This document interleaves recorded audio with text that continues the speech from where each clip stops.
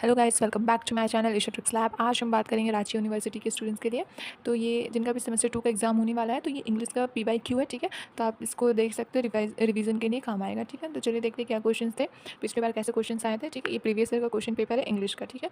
तो पहला group A है जिसमें answer the following questions in brief. तो पहला क्वेश्चन है व्हाट इज कम्युनिकेशन। कम्युनिकेशन क्या होता है, तो मैंने नीचे यहाँ पे आंसर भी प्रोवाइड कर दिया है सबका, ठीक है। 1 मार्क्स का ये क्वेश्चन है, तो यहाँ पे मैंने आंसर प्रोवाइड कर दिया। तो communication is the process of exchanging information, ideas, thought और feelings from one person to another, ठीक है। तो ये हो जाएगा आंसर इसका। सेकंड क्वेश्चन है डिफाइन अ नोटिस। तो notice is a brief written message और given to a group of people for information और एक्शन, ठीक है। थर्ड क्वेश्चन है व्हाट इज एन एडवर्टाइजमेंट। तो आंसर हो जाएगा an advertisement is a public message used to promote a product, service or idea and attract the attention of people, ठीक है। Question number D देखेंगे define a poster. तो a poster is a large printed और written notice display in a public place to convey information और attract the attention, ठीक है। Question number E देखेंगे define a resume. तो resume क्या होता है, a resume is a brief written summary of a person education, skill, experience and achievements used while applying for a job, ठीक है। तो ये था हमारा ग्रुप ए का क्वेश्चन।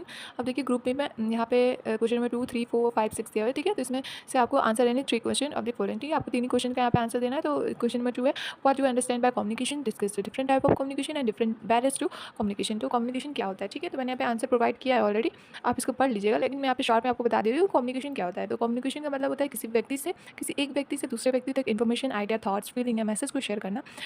जब सेंडर अपना मैसेज क्लियरली रिसीवर तक पहुँचाता है और रिसीवर उस मैसेज को समझ लेता है, तब कम्युनिकेशन सक्सेसफुल माना जाता है, ठीक है। इन शॉर्ट क्या है, तो कम्युनिकेशन एक प्रोसेस है जिससे लोग एक दूसरे से कनेक्ट होते हैं और अंडरस्टैंडिंग डेवलप करते हैं, ठीक है। अब टाइप्स ऑफ कम्युनिकेशन देखेंगे तो कैसे कितने टाइप्स का कम्युनिकेशन होता है। तो देखो वर्बल कम्युनिकेशन होता है जिसमें ऑरल कम्युनिकेशन आता है, ठीक है, जिसमें बोलकर की जाने वाली बातें, लाइक फेस टू फेस बात करना, टेलीफोन कॉल से बात करना, स्पीच या मीटिंग में, ठीक है। जिसका एडवांटेज होता है कि फास्ट कम्युनिकेशन होता है और इमीडिएट फीडबैक मिल जाता है, ठीक है। दूसरा हो जाता है हमारा रिटन कम्युनिकेशन जिसमें लिखे हुए वर्ड्स के थ्रू बातें करना, ठीक है। लाइक एग्जाम्पल में समझ लो लेटर, ईमेल, नोटिस, रिपोर्ट, ठीक है। इसका एडवांटेज होता है कि वो परमानेंट रिकॉर्ड एक रहता है और ये ऑफिशियल वर्क में बहुत ज़्यादा काम आता है, ठीक है, रिटन कम्युनिकेशन।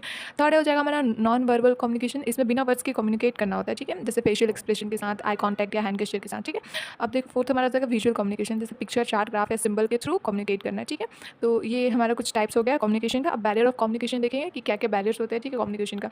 तो बैरियर ऑफ कम्युनिकेशन का मतलब ये होता है कि वो प्रॉब्लम जो मैसेज को क्लियरली समझने से रोक देती है, ठीक है। तो इसमें पहला पहला बैरियर आएगा फिजिकल बैरियर, ठीक है, जो इन्वायरमेंट से रिलेटेड प्रॉब्लम्स क्रिएट करती है, जैसे नॉइज या स्लो इंटरनेट कनेक्शन, ठीक है, पूरा इंटरनेट कनेक्शन। सेकंड हो जाएगा लैंग्वेज बैरियर, जब सेंडर और रिसीवर की लैंग्वेज अलग हो और डिफिकल्ट वर्ड यूज़ किए जा रहे हो, तो ठीक है, तो वहाँ पे लैंग्वेज बैरियर हो जाता है, ठीक है, जैसे टेक्निकल लैंग्वेज समझ ना आना, ठीक है। अब थर्ड हो जाएगा हमारा कल्चरल बैरियर। तो कल्चरल बैरियर में क्या है कि डिफरेंट कल्चर और ट्रेडिशन की वजह से मिसअंडरस्टैंडिंग होता है, ठीक है। फोर्थ हमारा हो जाएगा ऑर्गेनाइजेशनल बैरियर, ठीक है। इसमें ऑफिस या ऑर्गेनाइजेशन के रूल्स और स्ट्रक्चर की वजह से कम्युनिकेशन जो होता है वो स्लो हो जाता है, ठीक है। जैसे एग्जांपल में ले सकते हो आप long chain of command, lack of proper channel, ठीक है। तो ये सब कुछ बैरियर ऑफ कम्युनिकेशन हो गया, ठीक है। अब देखो यहाँ पे थर्ड क्वेश्चन क्या लिखा है कि what you understand bye note making, ठीक है। Discuss the characteristic of good notes and the steps involve in note making. तो नोट मेकिंग क्या होता है, यहाँ पे आपको बताना है कि उसका कैरेक्टर क्या होता है, ठीक है, और किस मतलब कौन कौन से स्टेप्स फॉलो करने होते हैं नोट बनाने के लिए। तो पहले तो समझो कि नोट मेकिंग एक प्रोसेस है जिसमें किसी पैसेज या लेक्चर, मीटिंग या चैप्टर के इंपॉर्टेंट पॉइंट को शॉर्ट करके और ऑर्गेनाइज्ड फॉर्म में लिखा जाता है, ठीक है। इसका मेन पर्पस होता है कि इंपॉर्टेंट इन्फॉर्मेशन को इजी वे में समझाना और फ्यूचर रिवीजन के लिए सेव करना होता है, ठीक है। नोट मेकिंग से टाइम बचता है और लर्निंग और मेमोरी दोनों इंप्रूव होता है, ठीक है। तो अब कैरेक्टरिस्टिक्स ऑफ नोट मेकिंग क्या होता है कि अच्छे नोट्स की कुछ इंपॉर्टेंट क्वालिटीज़ होती है, ठीक है। तो पहला हो जाएगा शॉर्ट एंड क्लियर, नोट्स हमेशा शॉर्ट और सिंपल लैंग्वेज में होना चाहिए, ठीक है। दूसरा हो जाएगा हमारा प्रॉपर ऑर्गेनाइजेशन, पॉइंट्स को और हेडिंग्स और सब हेडिंग्स के साथ अरेंज करना चाहिए, ठीक है। थर्ड हो जाएगा हमारा use of keywords, important keywords और फ्रेजेस का यूज़ करना चाहिए, ठीक है, इंस्टेड ऑफ लॉन्ग सेंटेंस, ठीक है। फोर्थ हमारा हो जाएगा ईजी टू रिवाइज, ठीक है। गुड नोट्स रिवीजन फ्रेंडली होने चाहिए ताकि एग्जाम टाइम जल्दी से रिवाइज किया जा सके, ठीक है। अब देखो steps involve in note making में कौन कौन से स्टेप्स इन्वॉल्व होने चाहिए, ठीक है। तो पहला होना चाहिए कि रीड द पेसेस क्लियरफुली, ठीक है। और आइडेंटिफाई द इंपॉर्टेंस पॉइंट, ठीक है, मेक हेडिंग एंड सब headings, use short form and symbols, prepare a summary. आपको नोट बनाने के लिए पहले आपको पढ़ना होता है, ठीक है, पैसेज को केयरफुली पढ़ो, उसके बाद आप एंड में एक समरी अब खुद से ज़रूर लिखो, ठीक है, जिससे कि आपको पूरा टॉपिक क्विकली रिवाइज हो जाए, ठीक है, एक्सप्लेन भी हो सके, ठीक है। एग्जाम टाइम आप पढ़ो तो आपको जल्दी से रिवाइज हो जाए कि इस टॉपिक में ये था, ठीक है। तो ये हो जाता है नोट मेकिंग का आंसर। अब देखो फोर्थ क्वेश्चन है कि you are a Niti Mohan of Minerva college of arts and science as an editor of your college magazine pointer draft a notice inviting literally pieces, ठीक है। तो यहाँ पे आपको एक नोटिस ड्राफ्ट करना है, ठीक है। आप मिनर्वा कॉलेज आर्ट्स और साइंस की नीति मोहन है। अपने कॉलेज में मैगजीन कॉर्नर की एडिटर होने के नाते साहित्यिक रचनाएं भेजने के लिए स्टूडेंट्स को इनवाइट करते हुए एक नोटिस तैयार करना है, ठीक है। तो आपको नोटिस लिखना है। तो यहाँ पे मैंने नोटिस का फॉर्मेट दे दिया है। तो नोटिस ये एक इन्वाइटिंग नोटिस है, ठीक है। तो इन्वाइटिंग नोटिस एक फॉर्मल नोटिस होता है जिसमें इवेंट्स, कॉम्पिटिशन, मीटिंग या कॉन्ट्रीब्यूशन के लिए लोगों को इन्वाइट किया जाता है, ठीक है। तो इसमें इंपॉर्टेंट एलिमेंट्स जो होते हैं उनका ध्यान रखना होता है, ठीक है। देखिए जैसे ये नोटिस है, इसका नोटिस का फॉर्मेट हमने दे दिया है। तो सबसे पहले आपको नेम ऑफ द ऑर्गेनाइजेशन लिखना है, ठीक है। इंस्टीट्यूशन का नेम नोटिस के टॉप पे लिखना होता है, ठीक है। स्कूल कॉलेज का नाम, इंस्टीट्यूशन का नाम, ठीक है।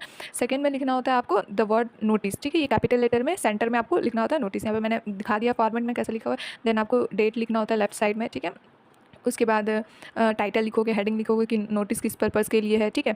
उसके बाद बॉडी ऑफ द नोटिस लिखना है। आपको इंपॉर्टेंट इंस्ट्रक्शन बताने हैं उस टॉपिक से रिलेटेड, कब है, क्यों होगा, कैसे है, ठीक है। ये सब आपको बताना है। फिर वेन्यू या कॉन्टैक्ट डिटेल दोनों बताना है। लास्ट में आपको सिग्नेचर नेम ये बताना होता है, ठीक है। और नोटिस बनाते समय नोटिस लिखने के बाद आप उसको मार्जिन में मार्जिन लाइन में रख दीजिएगा, ठीक है। मार्जिन खींच दीजिएगा, ठीक है।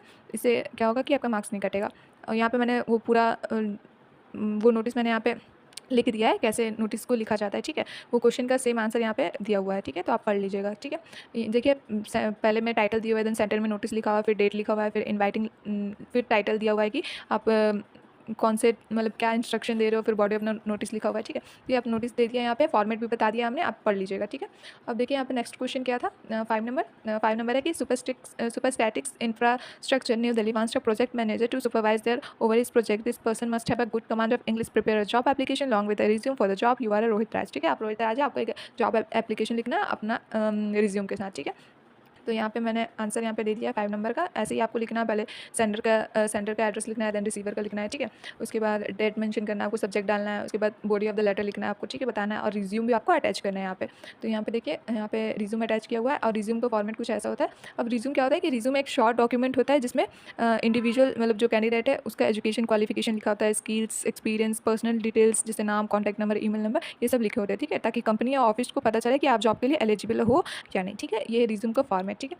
तो ऐसे ही सेम क्वेश्चन तो नहीं आएगा बट आ सकते हैं जॉब एप्लीकेशन के ऊपर आपको क्वेश्चन, ठीक है। तो आप देख लेना फॉर्मेट सारा कैसे लिखते हैं, ठीक है। यहाँ पे मैंने बता दिया कि रिज्यूम क्या होता है और कैसे लिखते हैं रिज्यूम को, ठीक है। अब देखो नेक्स्ट क्वेश्चन क्या था यहाँ पे, लास्ट क्वेश्चन है right an article on child labour, you are as Sonali Kumari, ठीक है। आपको आर्टिकल राइटिंग करना है यहाँ पे लास्ट क्वेश्चन में। तो आर्टिकल लिखते समय आपको ध्यान रखना होगा कि उसका प्रॉपर फॉर्मेट क्या होता है, ठीक है। पहले तो सबसे पहले टाइटल लिखना है, उसके बाद बायलाइन लिखना है, राइटर का नेम, ठीक है। देन इंट्रोडक्शन आपको देना है, फिर मेन बॉडी आपको बताना है, देन कंक्लूजन बताना है, ठीक है। और आर्टिकल लिखने के बाद मार्जिन कर देना है, ठीक है। अपने आर्टिकल को मार्जिन में कन्वर्ट कर दीजिएगा, मार्जिन लाइन खींच दीजिएगा आर्टिकल लिखने के बाद, ठीक है। उसको बॉक्स में कर दीजिएगा, ठीक है। तो यहाँ पे आपको नॉर्मली चाइल्ड लेबर के ऊपर आर्टिकल लिखना है। तो आपको बताना है कि चाइल्ड लेबर का मतलब होता है कि जब छोटे बच्चे या बच्चे या बच्चियों से काम कम उम्र में मजदूरी या काम करवाया जाता है, जिसकी वजह से उनकी पढ़ाई और सेहत, बचपन पर बुरा असर पड़ता है। तो उसके बारे में आपको बताना है कि चाइल्ड लेबर कैसे हार्मफुल है बच्चों के लिए, ठीक है। उसके लिए क्या क्या गवर्नमेंट ने क्या रूल्स निकाले हैं, ठीक है। ये सब आपको मेंशन कर देना है, ठीक है। तो यही आर्टिकल राइटिंग, ठीक है। Thank you. वीडियो अच्छी लगे तो लाइक करें।